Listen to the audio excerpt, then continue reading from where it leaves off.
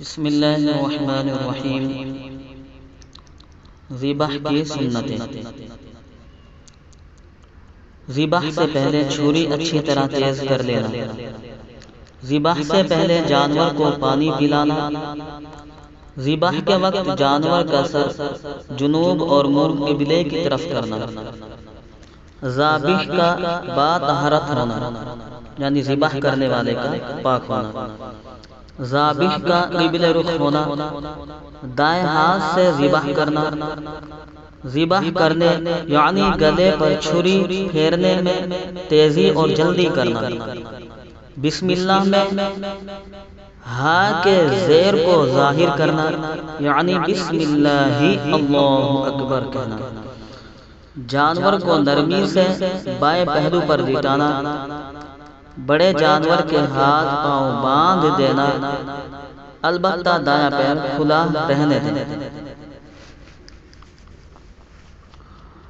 جانور ذبح کرنے سے پہلے دعا پڑھے، انی وجہت وجہی للذی فطر السماوات والارض حنیفا وما انا من المشرکین، ان صلاتی ونسکی ومحیای ومماتی للہ رب العالمین، اللہم لک ومنک، بسم اللہ اللہ اکبر۔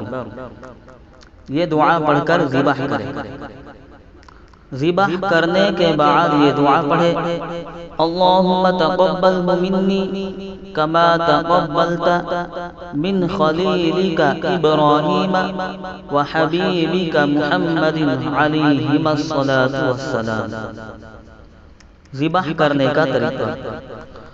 ذبح کرنے کا طریقہ یہ ہے کہ جانور کا منہ قبلے کی طرف کر کے تیز چھری ہاتھ میں لے کر 3 بار بسم اللہ اللہ اکبر کہہ کر اس کے گلے کو کاٹے، یہاں تک کہ 4 رگیں کٹ جائے، ایک نرخرا جس سے سانس نکلتا ہے، دوسرے وہ رگ جس سے دانہ جاتا ہے، اور 2 شہرگیں جو نرخرے کے دائیں بائیں ہوتی ہیں۔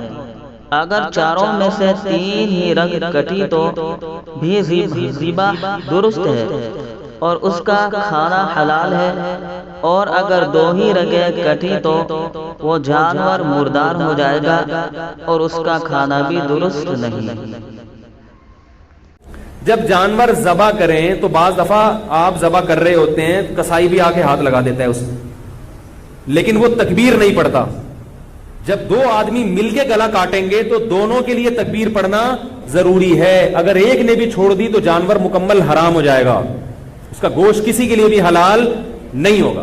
انہوں نے گٹکے رکھے ہوئے ہوتے ہیں، منہ میں منہ ہل ہی نہیں رہا ہوتا ان سے، تو ان سے بولے بھائی گٹکا تھوڑی دیر کے لیے پھینک دو، تسلی کے ساتھ بسم اللہ اللہ اکبر پڑھو۔